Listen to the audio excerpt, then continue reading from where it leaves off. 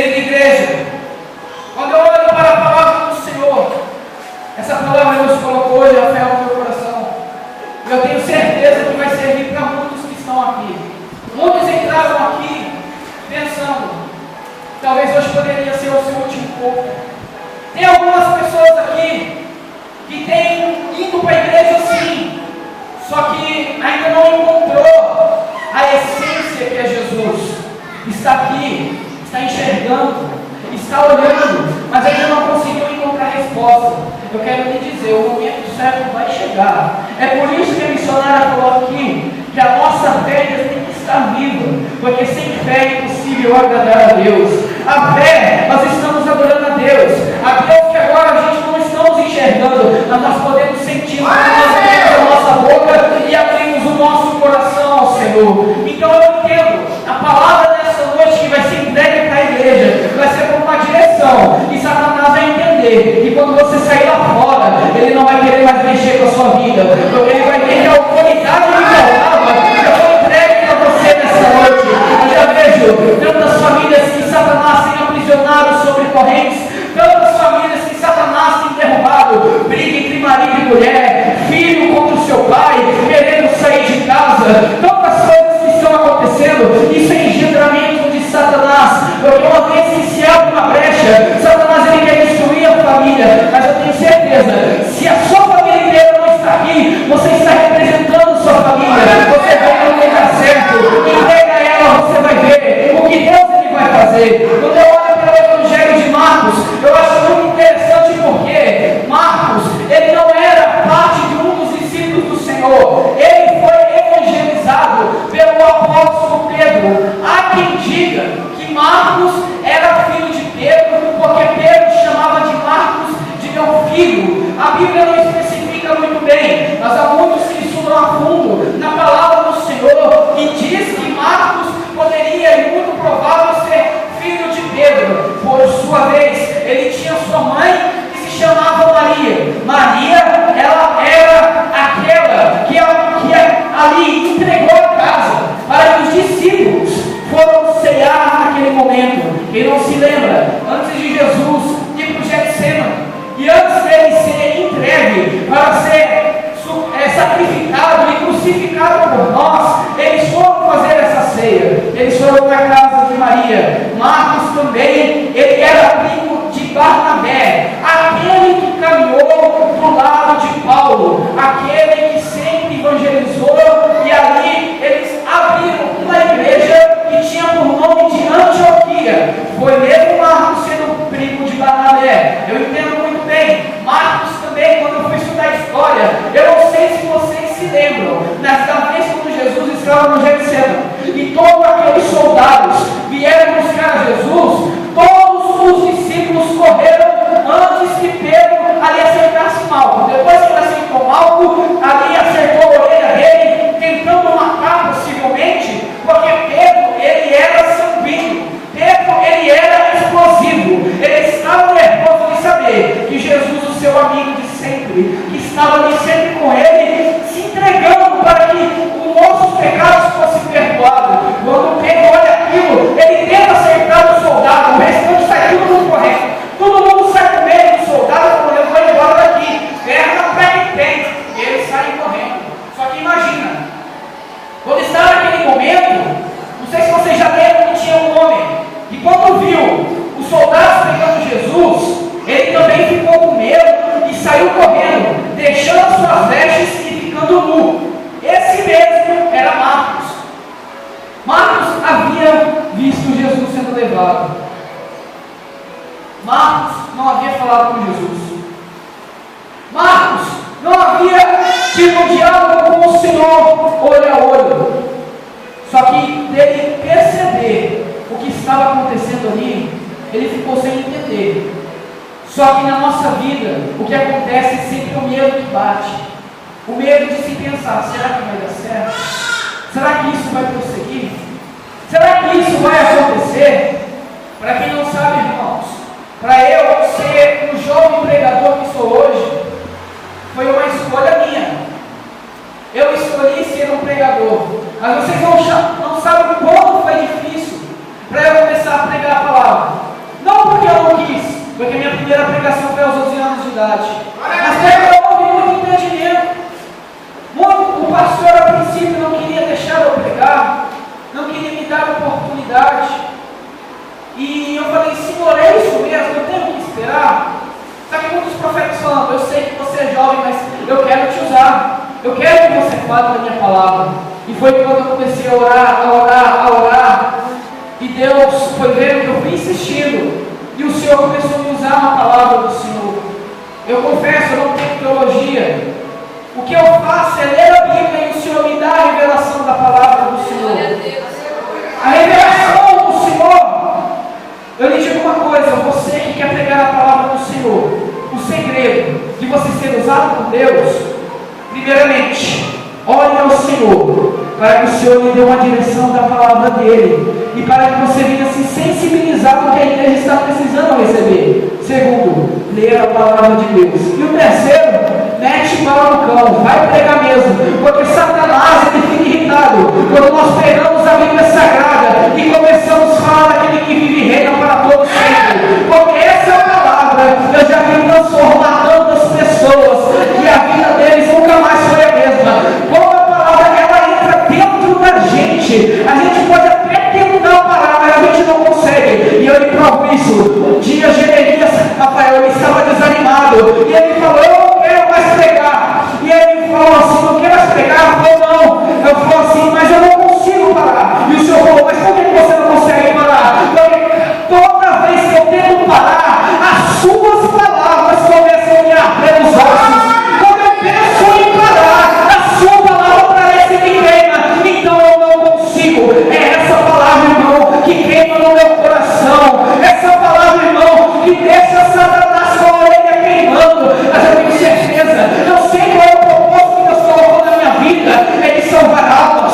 E eu quero nessa noite, através dessa palavra, Deus te despertar uma unção missionária para você buscar aqueles que estão travados no ministério, para buscar aqueles que estão travados nessa vida. Eu quero vos dizer, até Elias um dia tentou resistir, ele foi para a caverna, mas o Senhor foi atrás dele e falou, Elias, o que fazes aqui, Elias? E eu faço uma pergunta, o que me falta para o Senhor entregar o talento na sua mão? A Bíblia diz que os dons são irrevogáveis. Deus quer entregar uma ferramenta para cada um, não para você ficar brincando com ela, mas para você usar com seriedade. Eu tenho encontrado alguns pastores por aí que têm medo de falar a verdade. Tantos lugares que não têm feito as coisas corretas do jeito que é para ser, e eles têm medo de falar, têm medo de integrar. João Batista, quando ele pregava, ele não tinha medo do rei Herodes, ele falava. E por revelação, Herodes tinha medo de João Batista. Eu vou falar uma coisa para você: não se mete no meio de profeta doido, porque profeta não tem a palavra revestida. Sai da frente, a palavra vem entregue direto do céu. É do Senhor que foi entregue a palavra. Eu quero dizer que a palavra do Senhor tem direção. Ela é mais afiada do que espada de dois gumes, e ela tem poder de penetração, que faz entre divisão da alma e do espírito. Por que eu falo isso? Por que eu estou falando de palavra? Às vezes uma simples palavra que você fala para alguém, fala, boa tarde, Jesus te ama.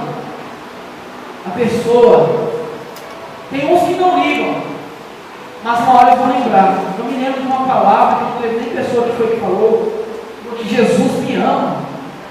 E a palavra ela entra no coração. E Marcos, ele não conhecia Jesus, mas ele já chegou a ver Jesus. Ele teve um chamado com o Senhor Jesus. E um dia ele se entregou para fazer a obra do Senhor. Foi que quando ele ouvia as histórias do Senhor Jesus, através do apóstolo Pedro, foi daí que ele começou a escrever aqui a palavra do Senhor. E ele escrevendo, ele viu o quão grandes feitos o Senhor Jesus fez. Foram feitos para nos deixar o quão grande e humilde ele foi. o amor que ele deixou. Um dia ele pega a palavra, ele sobe um monte e ele começa a falar sobre o amor. Vocês se lembram? Ele começou a falar, vocês se lembram? Antes, falando, ame os seus amigos e odeie os seus inimigos. Só que ele falou, na verdade eu te digo, ame os seus inimigos. Porque que recompensa terá se você ama alguém que já te ama? Difícil é amar aquele que te despreza, e aquele que não vai com a sua cara. Mas o amor é tão contagioso, que quando ele pega a pessoa, ela transforma. Você lembra de Paulo quando ele falou? Ainda que eu falasse a língua dos anjos e dos homens, e não tivesse amor, nada seria. Deus está importando o seu amor.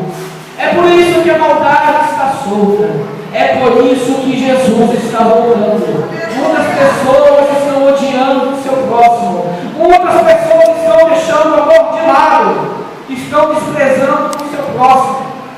Deveria saber que a igreja deveria ser o lugar, o ambiente mais unido da face da terra. Mas Satanás quer destruir o crente dentro da igreja. Satanás quer tirar a desunião dentro da igreja, para que haja contenda, para que não haja amor. E o amor de Jesus era tão grande. Enquanto nós lemos aqui no Evangelho de Marcos, capítulo 10, versículo 46, havia um homem, por nome de Bartimeu. Ele era cego, ele era filho de Timeu. Bar, no hebraico, significa filho. Bartimeu, filho de Timeu. Então, Bartimeu, sendo filho de Timeu, ele era mendigo. Sendo mendigo, ele tinha uma capa. Essa capa, eu chamo da capa da dependência dos homens. E essa capa só poderia usar quem era cego, porque aquela capa identificava que toda vez que ele estivesse ali, ele estendesse as mãos, era para alguém ajudar com algum alimento ou com alguma esmola. E ele só poderia receber aquilo se ele tivesse aquela capa. Aquela era uma capa do cego. O cego, ele se jogava sobre aquela capa. Só que uma vez, Jesus estava passando. E Jesus passando por aquele caminho, ele ouve um barulho, e ouvindo que era Jesus de Nazaré, e ele começou a gritar: Filho de Davi, tenha compaixão de mim. E quando ele grita, a Bíblia mesmo diz, muita gente olhando para ele: rapaz, cala sua boca, o que você está falando aí? Fala, não, eu quero falar com Jesus, eu quero falar com Jesus. E Jesus vendo aquilo, ele olhou para aquele cego e falou: venha e traga ele. Entenda muito bem, poderia um cego missionário pegar aquela capa, levar junto com ele e falar: Jesus, o Senhor pode me curar das minhas vistas? Mas não, ele deixa a capa para trás, deixando as dependências dos homens. Se ele fez isso é porque ele tinha fé. Se ele fez isso porque ele acreditava em Jesus.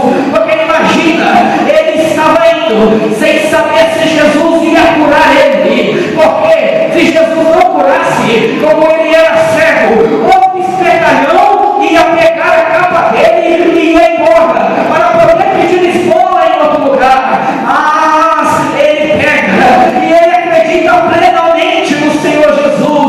E ele, quando ele faz isso, eu acho algo muito lindo, que o homem, quando ele pega e joga a dependência dos homens, e ele passa a depender de Deus, o negócio começa a andar, o negócio começa a acontecer. Eu quero dizer nesta noite, eu não sei se tem alguma pessoa cega fisicamente aqui, mas eu quero lhe dizer: largue a capa da dependência dos homens, começa a depender de Deus. Eu quero profetizar nesta noite que os seus olhos espirituais vão começar a enxergar, quando ele vai falar: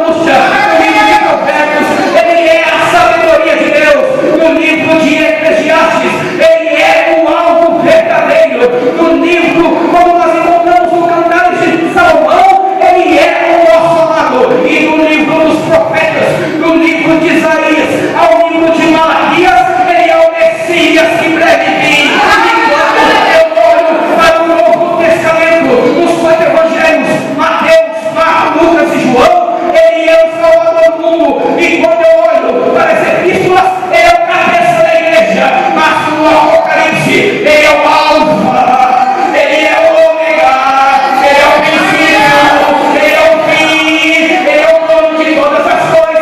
Um dia o mundo ficará desapercebido, mas a igreja será arrebatada e eu e você não estaremos mais aqui.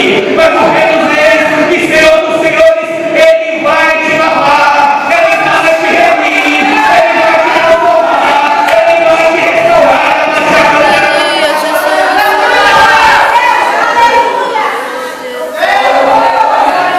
Eu não sei você, igreja, mas eu estou sentindo grandemente a presença de Deus. Eu profetizo em nome de Jesus, da mesma autoridade que eu estou sentindo, que essa igreja que está aqui venha sentir a presença do Senhor agora, Espírito Santo de Deus, vem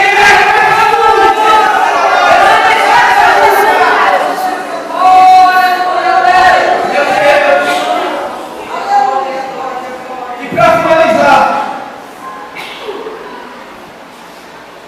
a Bíblia diz no livro do Apocalipse, capítulo de número 22, se eu não me engano, versículo 11. Quem for injusto, que a cada dia fique mais injusto. Que quem for sujo, se suje mais. E quem é santo, se santifique mais. O que significa isso? Deus colocou algo em meu coração. Deus colocou mensagens para mim no fim dos tempos. Deus tem colocado isso no meu coração. Tanto que eu comecei a dar aula de escatologia, que é a doutrina dos últimos dias, sobre o Apocalipse, sobre a volta de Jesus, sobre os detalhes, sobre o que é desça do mar, desça da terra. Deus tem colocado no meu coração. Eu comecei com 5 pessoas, já tem 9 pessoas. E pessoas já estão profetizando que vai chegar mais gente aqui. Deus tem colocado no meu coração para falar que Jesus está voltando. Eu tento, irmãos, pregar mensagens que possam ter outra direção. Mas eu acredito, eu não sei se é, mas eu acredito que a minha geração é a geração do arrebatamento. E é por isso que a grande preocupação, tenho certeza que a missionária, do papel de todos aqueles que estão na obra do Senhor, a grande preocupação é: e as almas? E as almas? Esses dias eu fui evangelizar e eu vi tanta gente trocada, tanta gente jogada, e nós entregamos o profetinho falando: boa tarde, Jesus te ama. Ele quer mudar a sua vida, Ele quer mudar a sua história. E as pessoas que estão lá falam: nossa, cara, valeu, obrigado, eles foram moedão. Só que eles entendem o amor que nós fazemos com a obra. Tem gente que faz relaxadamente. Ei, Deus não quer obrigar nada a ninguém. Deus não quer obrigar você a fazer a obra do Senhor. Mas Ele quer te mostrar que as coisas dos céus, enquanto nós estamos aqui na terra, nós podemos vivenciar ela. Por que as visões se limitaram? Por que os milagres se limitaram? Porque as coisas pararam de acontecer. Será que a culpa é de Deus? A Bíblia diz que o Deus, Ele é o mesmo ontem, hoje e será eternamente. Ele não mudou. O que mudou é esse século infernal. É o século 21 que está sendo transformado numa ditadura, que está sendo ditado por pessoas que não têm o Espírito Santo do Senhor, que não foram direcionados para fazer a vontade de Deus, estão se entregando às vontades da carne, estão se entregando às vontades do diabo. Eu quero te dizer, se você quiser ter uma transformação, está na hora de sacrificar pelo Senhor, está na hora de entregar a sua oração mais para o Senhor. Quanto tempo nós perdemos fazendo outras coisas e não separamos o tempo para o Senhor? Tanta gente prefere ficar 2 horas na frente de uma televisão do que ficar meia hora orando ao Senhor. Tanta gente fica 5 horas no Facebook e não fica sequer 1 hora para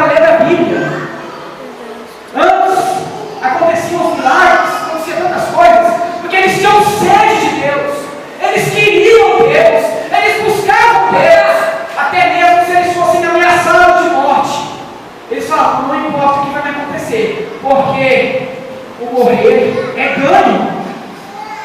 Como alguém vai parar alguém que não tem medo de morrer? Ninguém. Podem ameaçar, podem colocar uma arma na cabeça da pessoa, mas não tem medo de fazer. Não tem medo. Talvez você entrou aqui pensando de como que será a sua vida daqui em diante. A Bíblia diz somente isso, para você não se preocupar. Buscai o reino dos céus e a sua justiça, e as demais coisas vos serão. Não se preocupe, igreja. O Senhor, Ele está nessa embarcada. O Senhor está no seu barco como cantor missionária. Ele está aqui. E eu tenho certeza que depois de hoje, Deus, Ele vai te entregar a autoridade que faltava. Deus, Ele vai te entregar aquilo que estava faltando sobre as suas mãos. Ele é fiel, Ele é justo, Ele é verdadeiro. E eu te entendo o quanto que você tem vindo aqui. Eu entendo que o sofrimento foi grande, mas eu entendo uma coisa: ninguém será aceito sem antes for rejeitado. Eu quero lhe dizer que existe uma grande diferença entre o mundo físico e o mundo espiritual. O que você fizer no mundo físico se repercute no mundo espiritual.